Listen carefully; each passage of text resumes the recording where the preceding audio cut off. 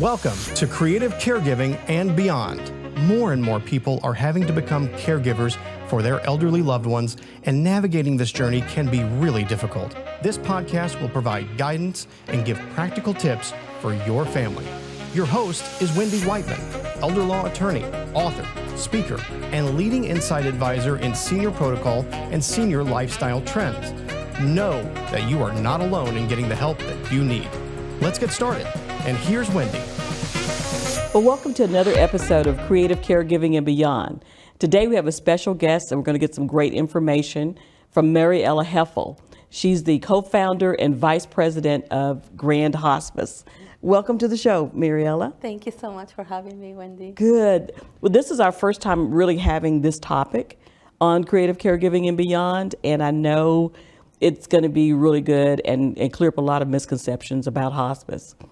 So let's just get down to the basics. What does hospice really mean? Hospice, I will summarize it in a lot of extra care. Okay. When you do have to meet certain criteria to be on hospice, you do have to have a terminal diagnosis. Okay. And there's certain criteria that Medicare, requires. Okay. However, it is a lot of extra care. Like sometimes people towards the end of life don't have any resources. Okay. They're uncomfortable going to the hospitals many times. Right. And it's basically extra quality of life and care.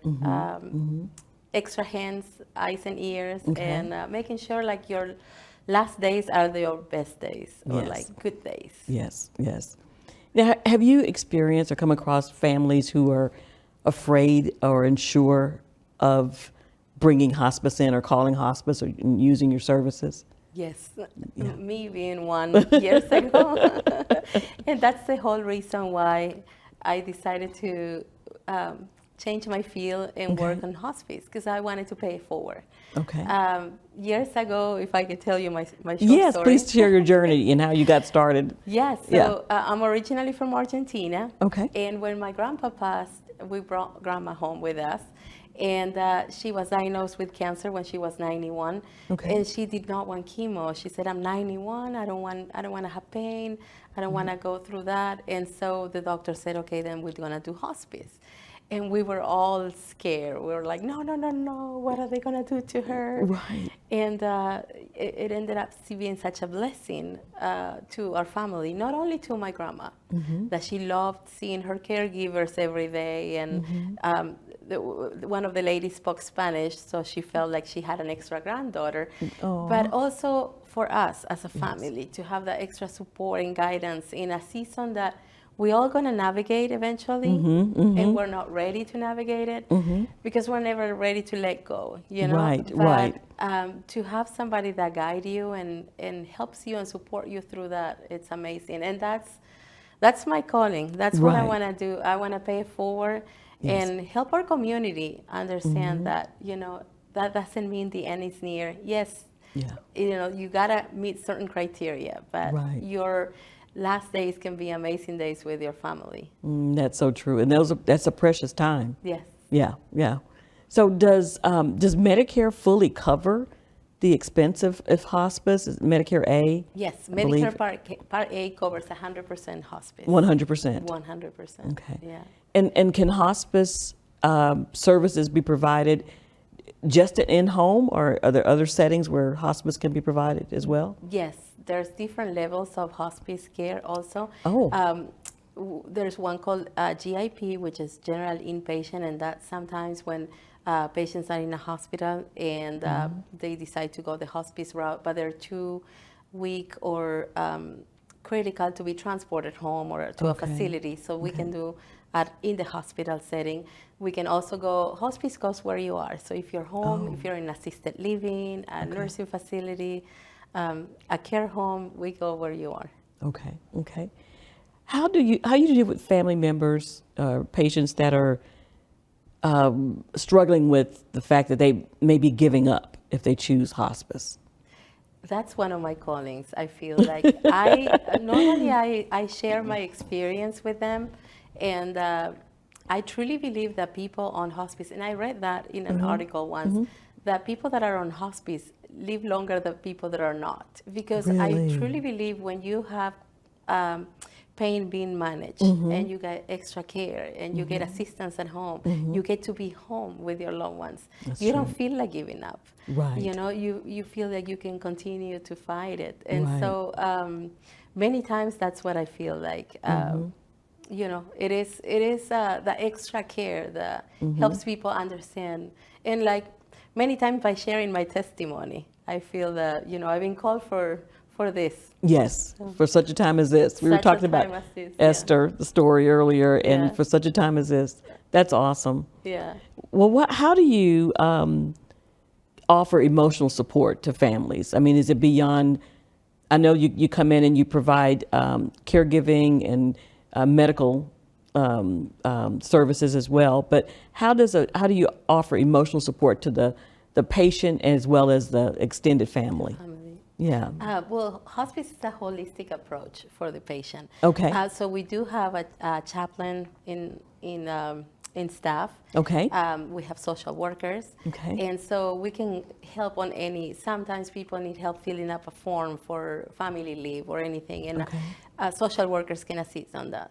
And in the spiritual side, our chaplains are non-denominational, so they can go and see everybody. Okay. And many times when somebody has a different faith, that it's not Christianity or it's a different, like Catholics, that they have different ways of approaching death, or like, you know, we all have different ways, beliefs. Right. And so we can reach out to the community and have resources to bring somebody with the same faith and assist them with that. So. Okay. Yeah. Oh, that's great. That's great. Well, how do you handle, what does the process look like if someone calls hospice? They call you today. What happens? So when they call today, I normally go and meet with the families right away, because I truly believe I would like somebody to come right away if it was That's me. true. So I reach out to the family, we meet, and we do something we call Hospice one-on-one, which is like education, like just chatting about their needs, you know, their expectations, and what hospice is, and what we do, and how we can serve them. And so after that, we request clinical records from the hospital or their doctor. Our clinical team reviews the records, make sure there is a diagnosis that is appropriate for hospice. And then we do a clinical evaluation where the nurse goes and evaluates the patient. And then when the family is ready to move forward with the services, we sign consents, legal consents, authorizing us to care for them. And we move forward, and we admit right away, and you know, the CNA starts visiting up to 5 times a week. Oh, really? Depending on what the family needs. Sometimes the family wants 5 times. Sometimes they're like, no, 3 times is okay for us. But we can go up to 5 times a week. Oh, and, that's wonderful. Yeah, that's and a good assist support. with all the activities of daily living, like taking a shower. You know, all the daily routines that sometimes get hard as we get weaker. That's so true. That's so true. Well, that's great support just right there. Yeah. That's awesome. Well, how long can a person receive services from hospice? Technically, you know, they say like you have to have a terminal diagnosis for 6 months or less. However, as long as you are meeting criteria for hospice, sometimes we have, and that being my grandma, one of them, a cancer patient that, you know, she does have a terminal diagnosis. However, my grandma was on hospice almost 2 years. Really? Yes. Wow. And I truly believe it's because of hospice that she lives as long as she did. Because her pain was managed, she had extra care, you know, and she didn't feel like giving up. So people, as long as they qualify, we have something we call IDT, where every 2 weeks, our team, interdisciplinary team meeting. So the whole team, the clinical team meets up, and they go over the plan of care. And as long as you're meeting criteria for hospice, we can continue to service you. Okay. So it could be years. Yeah. Wow. Wow. So how do you handle these end-of-life conversations with patients and families? They're coming together. And how is that approached? I know it may not be an easy thing to just spring out there and say. How do you handle that? For me, my personal approach, I always pray that God used me to. I don't know your faith, but that He uses me to be the light that they need to see that day. And I truly believe He's speaking through me all the time, because I want to make sure like they feel confident and at ease. Yes. To just, and I asked them how they got there, like a little bit of family history, so we kind of bond there. And then we go from there, and I just tell them what we do. Right. And if they have any questions, and I always tell them, like, don't be afraid of asking questions. No question is a silly question. That's so true. There is information, it's power, especially when you in a season like this. So I'm like, just ask me anything, and we'll find out the answer. Wow. What about if someone just called in the middle of the night? Will they get someone at the end of the phone to answer the call, or if they needed someone to come over? How does that work? Yes, we're 24 hours, 7 days a week. Okay. So if you call our office, there's always going to be somebody answering the call. Okay. And if they call me, this is my calling. So if they call me, I will go there, because I would like somebody to do that for my family. Yes. Yeah. Oh, that's wonderful. So, do you participate or help families create memories as far as writing letters or? Yes. We do have a service called bereavement. So we do, when the patient passes, it's not the last time the family sees us or hear from us. We do follow them for 13 months after, making sure they don't need if they need any extra support, if they need counseling or anything. So we continue to follow them. Oh, that's and we wonderful. do also have volunteers. Okay. So if they need assistance while the patient's still alive, we can go and people can volunteer to read books or assist with some housekeeping, or different volunteers for different seasons, or whatever they need. So that's almost over a year after someone passes away. Yeah, you guys are still there. Yes. Oh, that's amazing. The bereavement program. Yes. Okay. Yeah. The volunteering while the patient's alive. Yeah. Okay. So does the family have to pay for that, or is that just part of the process? Part of hospice. Yeah. Really? Yeah. Oh, wow. I didn't know that. I mean, there's so many, misconceptions and myths and just ignorance, on my part, on not knowing what hospice covers. Yeah. Can you think of anything else that most people just would not know about hospice? I feel people are afraid of the word hospice. Back in the day, you see something very scary. And I want to educate the community that it doesn't mean that the end is tomorrow.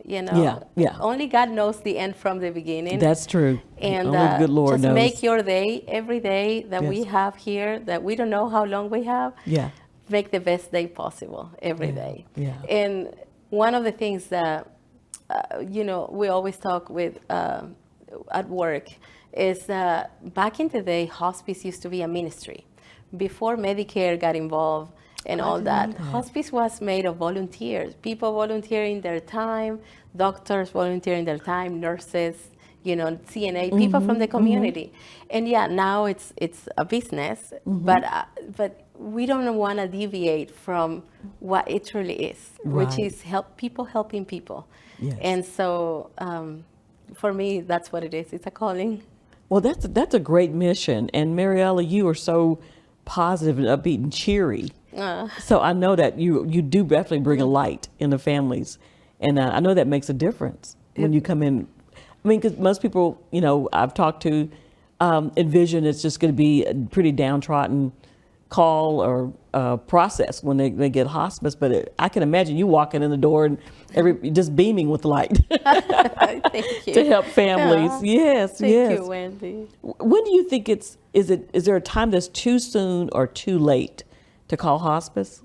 I would say, normally the doctor will be the one saying, it's time for hospice. Many times when people end up in the hospital, then the hospital decides, it's time for hospice. But I feel like as long as you meet criteria for hospice and you can take the benefit, that is actually a benefit, and you can get your quality of life, or whatever time you have, that your days are better than if you weren't off hospice.